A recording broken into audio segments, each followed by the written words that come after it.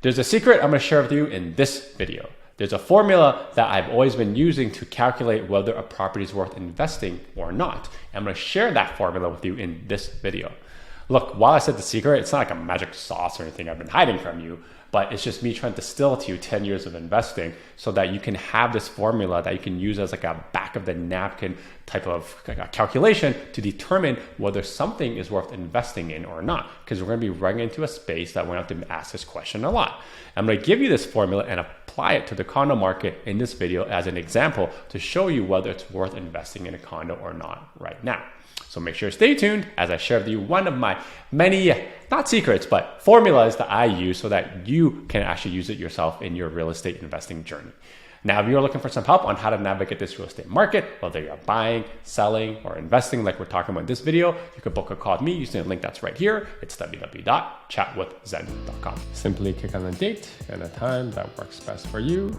And then when you see the prompt, fill in your name, email, mobile phone number, and the question you have for me, and then we'll chat then. Good day, Toronto. Welcome to another episode of Prime Properties TV. My name is Zen, and I run and operate a RE/MAX in the greater Toronto area on top of making awesome educational content just like this one for you. And if you find these videos helpful in your real estate journey, whether you're buying, selling, or buying your first investment property, or just like general curiosity about what the heck is happening in the real estate market right now, help me spread the knowledge by smashing that like button and subscribing to the Prime Prospect channel. And as you know, free content, like and subscribe.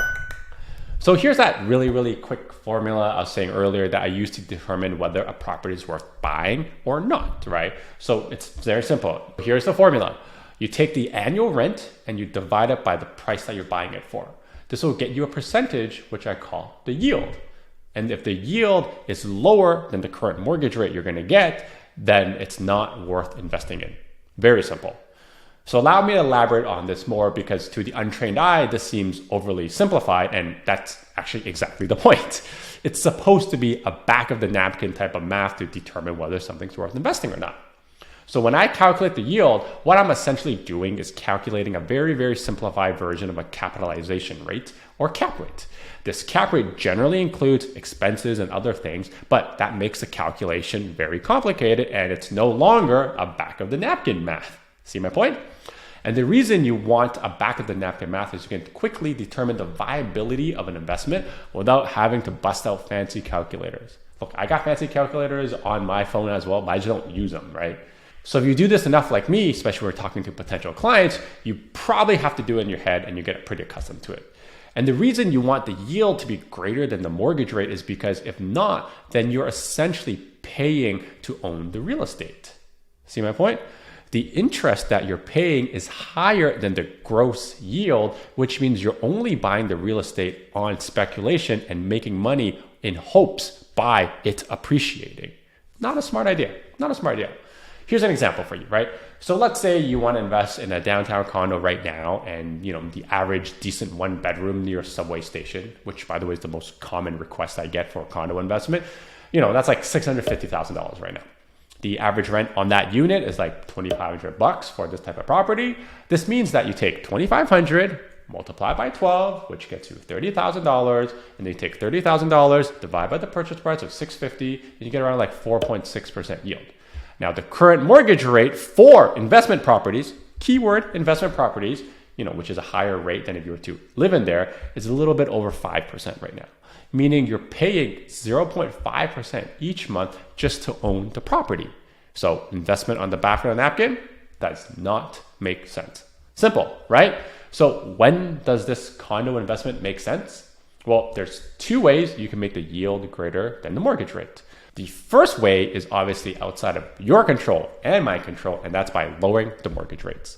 If the mortgage rates were to drop by 1% right now or 100 bips, then yes, the math totally works out on the back of the napkin. Or you go and change the numerator, the number on top, which is the yield or the rent. So if the rent is higher than the mortgage rate, then yes, it makes sense to investigate this property some more.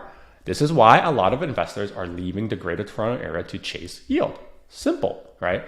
This is exactly why I use back of the napkin formula to explain a lot of things. Now, this is strictly a non-emotional, numbers-only driven approach.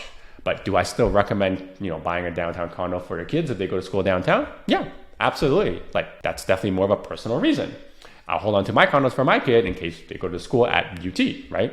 And if you are an end user, this is actually irrelevant to you. You should buy when you need it or when you can get in the market if you want to get in the market. Because despite what metrics you use right now, it's definitely cheaper to continue renting. And I think it'll stay that way for a long time, especially if you're under rent control. Now, as for pre-construction, I know a lot of you will probably ask me since I'm talking about this topic. Pre-construction is harder to justify until the replacement cost goes down or the resale condo market value goes up. Because to build something new, the replacement cost is higher than the existing market right now. This means you need to see the market appreciate over the time of the build to justify it. And depending on your outlook, it may or may not make sense. Everyone's got their own outlook. This is actually kind of ironic because if you look at it that perspective, resale makes more sense right now from that perspective. But again, it doesn't fit the formula, the back of the napkin when I showed you earlier. So for me personally, as I've said countless times in the past before, pre-construction hasn't made sense for me since 2018 when the premium on pre-construction is 20 to 30% higher. I just don't want to leave the outcome of my investment and my hard-earned dollars in the hands of the market, which is essentially speculating. But again, to each their own. Anyways, hope this was informative for you and it gives you a little bit of insight on how I view a condo investment right now. And again, it doesn't really make sense right now from a strictly numbers perspective, but if you're doing it for personal reasons, by all means, right? And if you're looking for some help on how to navigate this real estate market, whether you're looking to buy, sell, or invest and looking for the farm yield and where our clients are getting more yield right now, you can book a call with me using the link that's right here. It's www.chatwithzen.com. Until next time, your move, your future. See ya! Now that I'm done watching this video, I think you should check out this video. And you know what? Why don't you check out this video too?